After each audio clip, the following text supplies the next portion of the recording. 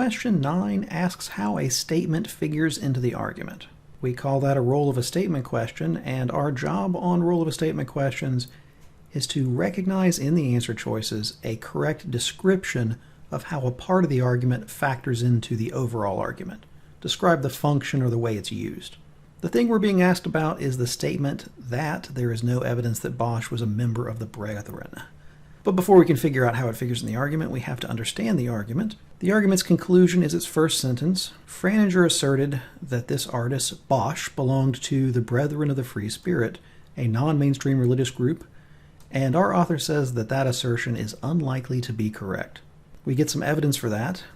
Actually, the next sentence isn't evidence for that conclusion, but rather a piece of counter-evidence that the author dismisses. So Franinger's hypothesis, well, sure, it does explain Bosch's weird subject matter.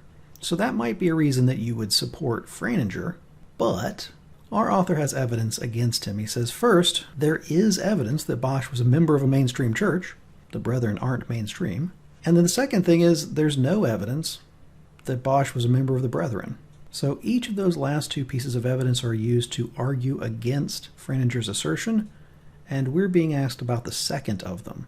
So it's evidence against Franinger. That's what we're looking for in the answer choices. Answer choice A, it's a premise. Well, sure, it is a premise.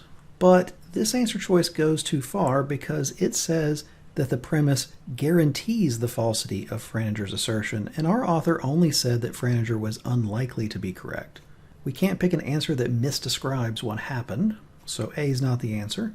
Answer choice B, it's used to support the claim that Bosch was a member of a mainstream church. Now, the author does say that Bosch is a member of a mainstream church, but that second part doesn't support it, so B is not our answer. C, it's used to dispute Franinger's hypothesis. Sure, that much works. But our author didn't question Franinger's credibility. That would be calling Franinger a liar, and the author never said that. He just says he doesn't have evidence. So C is not the answer. D, it is intended to cast doubt on Franinger's hypothesis. Well, sure, it does that. By questioning the sufficiency of Franinger's evidence, sure, he shows that Franinger doesn't have enough evidence, so his evidence is not sufficient. D is what we want. It's exactly the part of the argument we're being asked about, described in the right way. So then, why is E wrong?